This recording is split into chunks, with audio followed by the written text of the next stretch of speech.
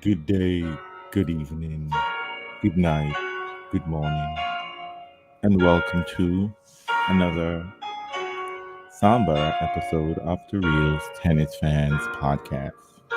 This is our 111 billion team coverage of the French Open. Before I go any further, let me introduce my co hostesses with the mostesses. In fact, I don't know if they have anything left. Are you there, Andrine from Solely Tennis Travel? I am here. Are you there, Janina from Foreign, Ohio? Barely.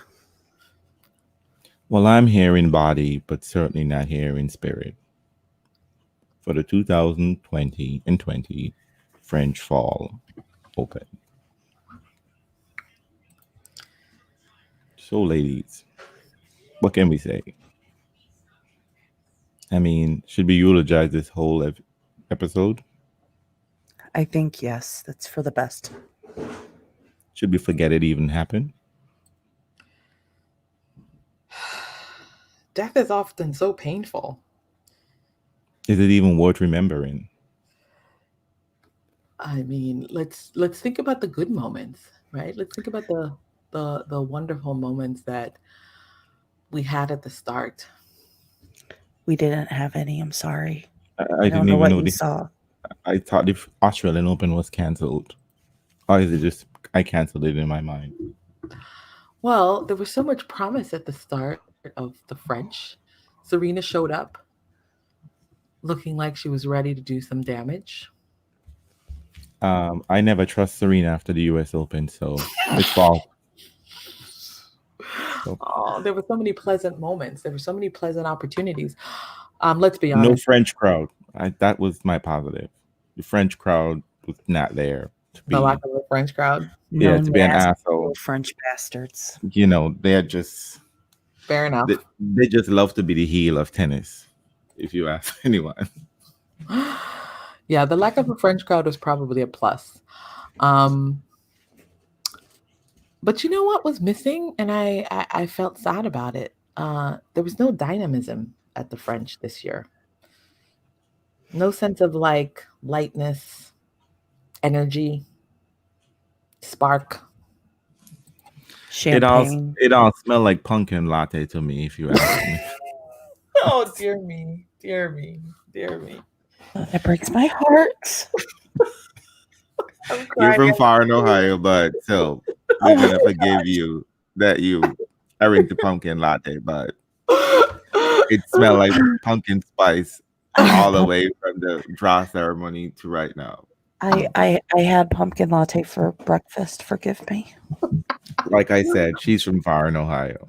Mm. So Well, so the women's final. Oh Lord Jesus, I didn't watch one single point. I This mean, just seems so pointless to me. This entire tournament. Did you feel it that way? You feel it was that way the whole time?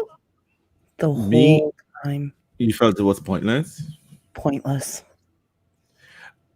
Actually, I think that's going to have to be a question we would have to ask at some point whenever this tennis year wraps up. It's like, was it even prudent? What's the point of even bringing people back? The idea about, oh, we're going to give people money and make people make a living. Same to the players for the most part making money. The ones who were struggling before are still struggling. But so I don't know if it means much beyond that. It means nothing. Nothing. I hope Well, the you have a French new Open champ. made money. You have a new champ. You have a new champ on the women's side, Well, which yes. which is not rare. Not at all. Especially not here. It is also not rare that she has no fashion sense whatsoever. That is Well, not important. that's not important right now. We can do that in 5 minutes. But I'm being petty as to petty can be. I watched the final. I did too. I woke up. And I woke up. Surprisingly, I woke up and I said, "Oh, I'm awake." So I turned on the TV and I turned it on to Tennis Channel, and the Tennis Channel said it was going to have the final at 1 p.m. Eastern. I was like, "Wait a minute!" But my timeline says it's starting right now. They Of couldn't even course, get that right. significantly, Tennis Channel has to show it on repeat.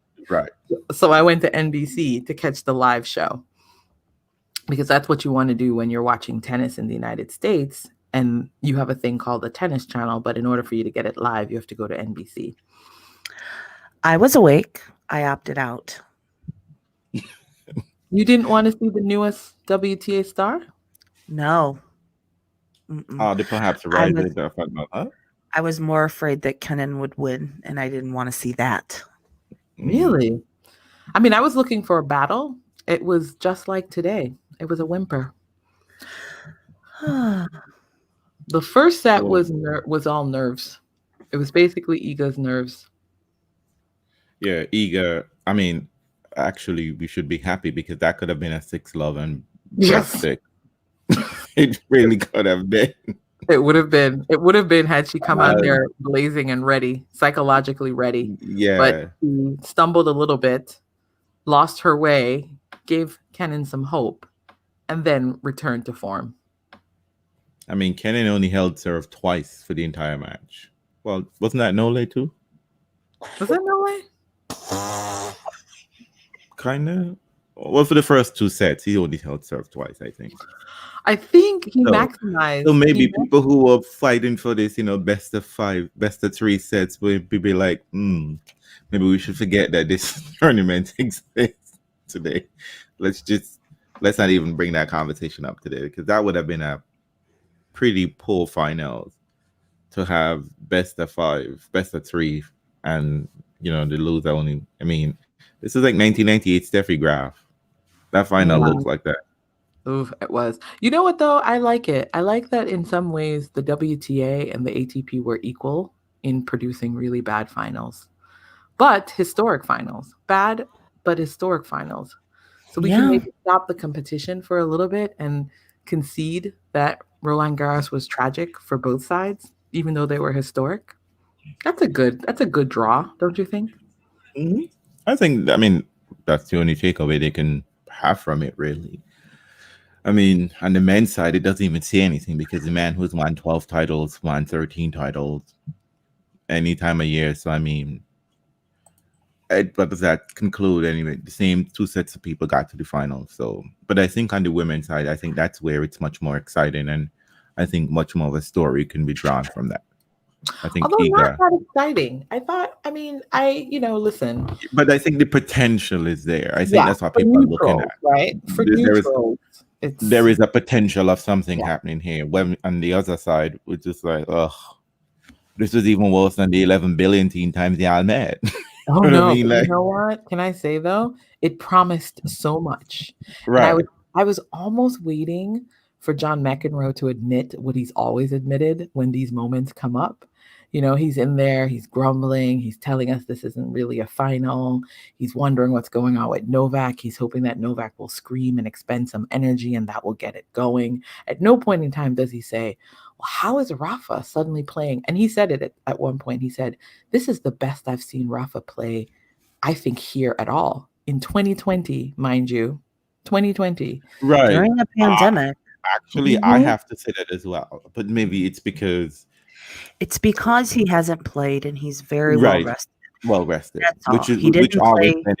which benefits him in his older age. Yes, like in the previous years, he had to play into form. Mm-hmm. But now in his 30s, mature 30s, he had time. He had nothing but competition. Oh, is that going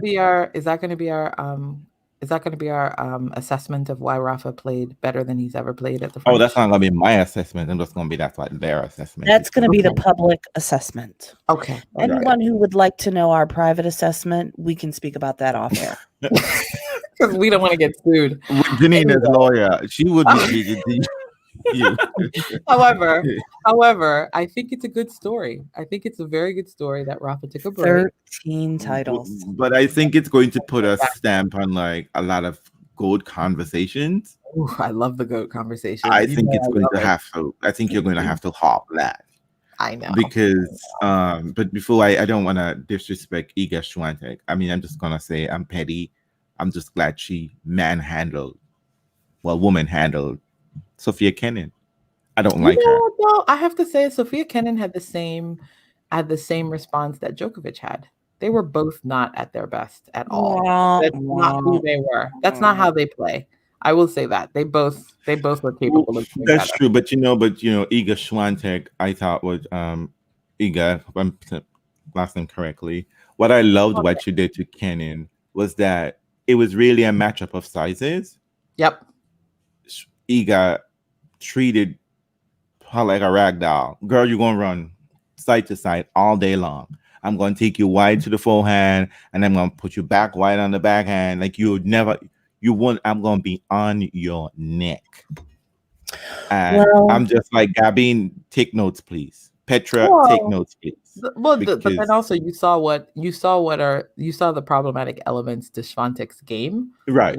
When it doesn't work, right? The forehand can go off and the serve can go off, and then occasionally her movement, which is surprising for someone her size, can also get a little bit dodgy. And she needs time, which was where pushing Kenin way out was giving her time to set up her shots. Yeah. But I thought she was also seeing the court a lot better than Kenin. Congratulations. We have a new women's French Open title holder. Good on you. Young one, too. You joined Congratulations. The ranks of Ostapenko. Yes, please do not be another Ostapenko. I don't know. I don't mind it. Well, there's Eva Maioli. Look, French Open has always provided that asterisk of, No asterisk. No. I mean, like improbable winner. It's like who comes out has to survive, right? It takes you have to battle through and survive of the fittest for the French Open. I mean, you don't, so that's pretty good for her. So let's put that dress to rest and just be done with it. Well, Congratulations. First of all, before we even get to the dress, can I just say, Iga, girl, somebody should have helped you with makeup and hair. All of it? All of it. I know. I'm surprised Janina didn't say anything, and I'm mad that I had to point that out. So, Janina, get your head in the game. I mean, the dress was just too much. I couldn't even focus on it. The form, it was just the color. It was off. I was trying to find a retro kitchen curtain stripe thingy, but I couldn't find it anywhere on Google.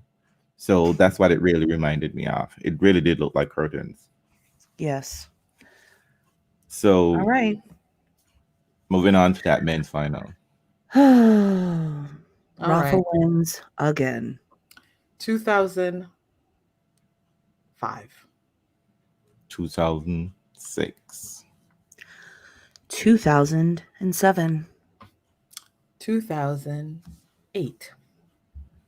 2010. 2011. 2012. 2013. 2014. 2017. 2018. 2019. And 2020.